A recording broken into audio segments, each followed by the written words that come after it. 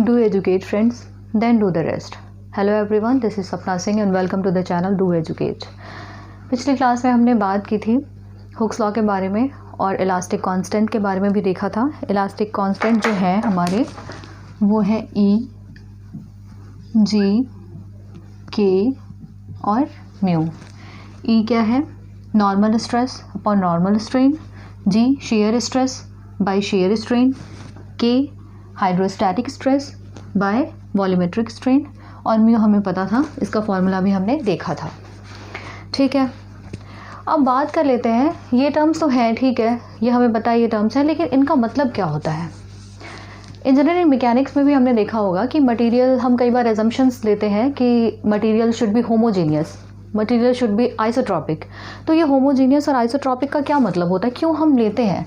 तो सबसे पहले तो ये बता दूं कि कोई भी चीज़ प्योर नहीं है, कोई भी मेटल प्योर मेटल नहीं है, उसमें कुछ ना कुछ इम्प्योरिटी ज़रूर पाई जाती है। तो उन सब चीज़ों को हम समझेंगे इस तरीके से कि सबसे पहला पॉइंट जो होगा वो होमोजीनियस।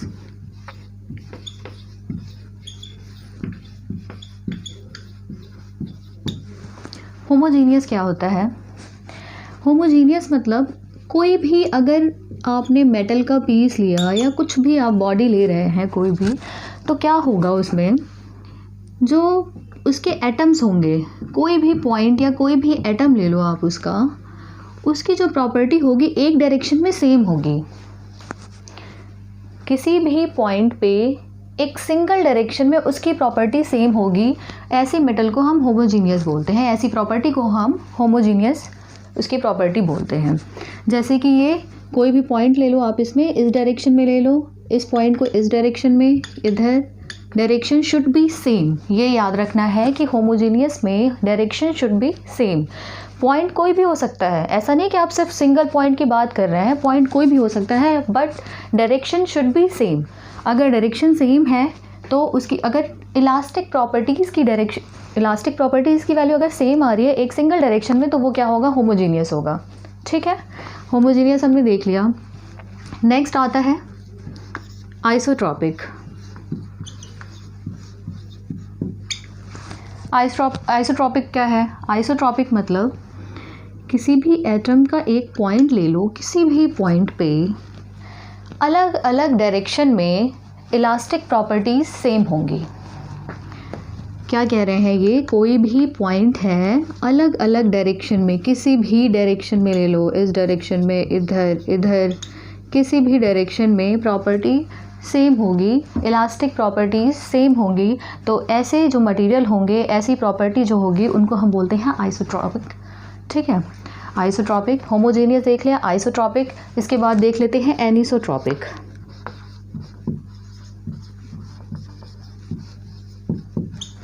एनिसोट्रॉपिक क्या कह रहा है?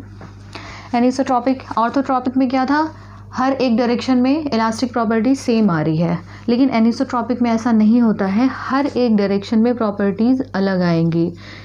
यहाँ पे प्रॉपर्टीज़ जो होंगी वो डिफरेंट होंगी और यहाँ पे सेम होंगी। होमोजीनियस में क्या था? किसी भी पॉइंट पे, किसी भी डायरेक्शन में, एक सिंगल डायरेक्शन में, किसी भी पॉइंट पे, और कोई भी एक डायरेक्शन ले लो आप, उस डायरेक्शन में अगर इलास्टिक प्रॉपर्टी सेम है तो होमोजीनियस है। आइसोट्रॉपिक क्या है कि एक पॉइंट किसी भी डायरेक्शन में ले जाओ, प्रॉपर्टी सेम आएगी, इलास्टिक प्रॉपर्टी सेम आएगी।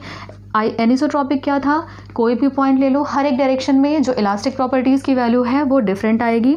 एक लास्ट बचता है आपका ऑर्थोट्रॉपिक।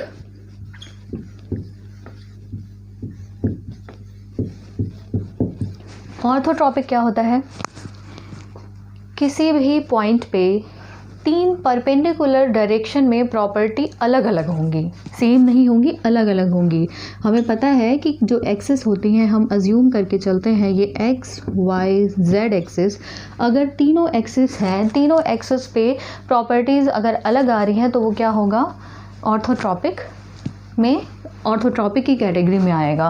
तो 4 चीज़ें हमने देखी, होमोजीनियस, आइसोट्रॉपिक, एनिसोट्रॉपिक और ऑर्थोट्रॉपिक। आई होप आपको समझ में आ गया होगा।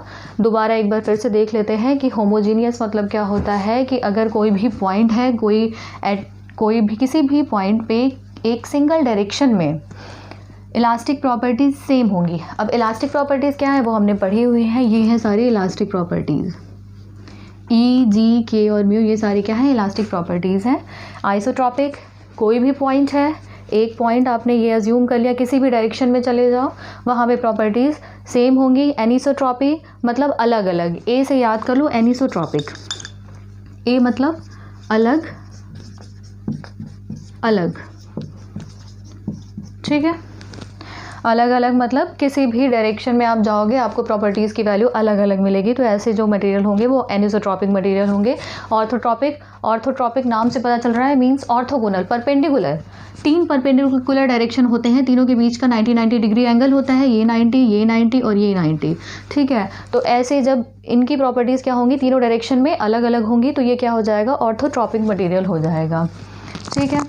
ये हमने बात कर ली होमोजीनियस, आइसोट्रॉपिक, एनिसोट्रॉपिक और लास्ट ऑर्थोट्रॉपिक की।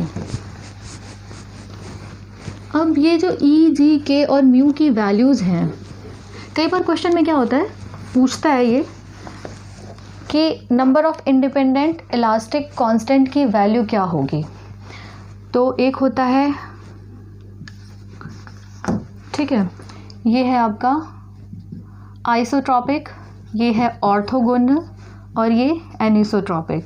इसमें इलास्टिक कांस्टेंट की वैल्यू क्या हो जाएगी, ये 2 होती है, ये 9 होती है और ये होती है 21, ठीक है। ये याद रखना है हमें कि आइसोट्रॉपिक के केस में 2 होगी, ऑर्थोट्रॉपिक के केस में 9 और एनिसोट्रॉपिक के केस में 21 होगी।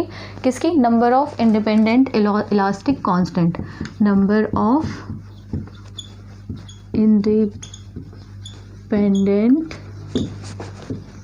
इलास्टिक कांस्टेंट, ठीक है। 2, 9, 21 आइसोथर्मल, ऑर्थोट्रॉपिक और एनिसोट्रॉपिक, ये चीज़ें हमें याद रखनी है। एक लास्ट पॉइंट बचता है ये म्यू, पॉइसन रेशियो के बारे में जो हमने कल देखा था। म्यू के लिए कई बार पूछता है कि म्यू की वैल्यू किस चीज़ के लिए कितनी होती है। तो म्यू की वैल्यू सबसे पहले इसका वेरिएशन देख लेते हैं कि कहाँ से कहाँ तक इसकी वैल्यू किसके किसके बीच में लाया करती है। तो ये क्या है, म्यू जो होता है 0 to 1/2 वैरी करती है इसकी वैल्यू। मिनिमम इसकी वैल्यू 0 हो सकती है और मैक्सिमम कितनी होती है, 1/2 मीन्स 0.5, ठीक है। कुछ कुछ चीज़ें हैं जैसे कॉर्क है, कॉर्क के केस में जो म्यू की वैल्यू होती है वो होती है 0 होती है, ठीक है। कंक्रीट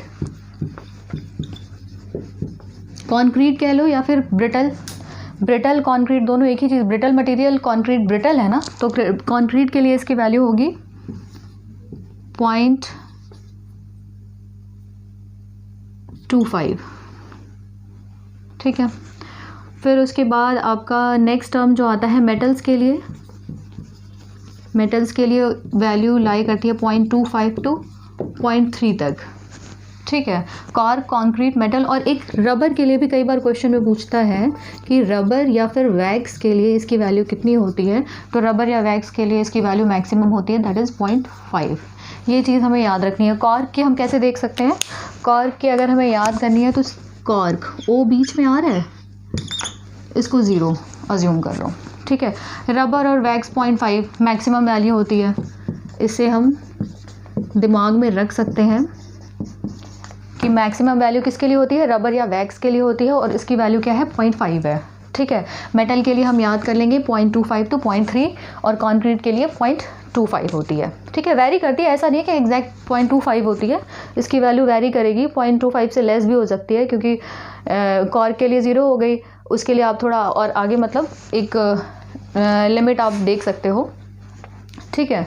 0.25 कह लो, 0.1 या 0.2 कह लो, इसको 0.1 से 0.2 तक वेरी करती है, ठीक है।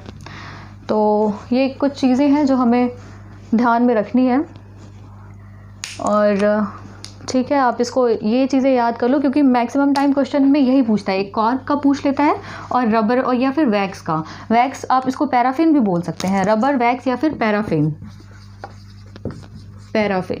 ठीक है। इन सब के लिए इसकी वैल्यू 0.5 होती है। ये दो चीज़ अच्छे से याद करना। वैसे दिमाग में रखना तो चारों ही है, लेकिन जो मोस्ट इम्पॉर्टेंट है ये कॉर्क और रबर पैराफिन या फिर वैक्स है। आज के लिए इतना ही, मिलते हैं नेक्स्ट टॉपिक पे। Thank you.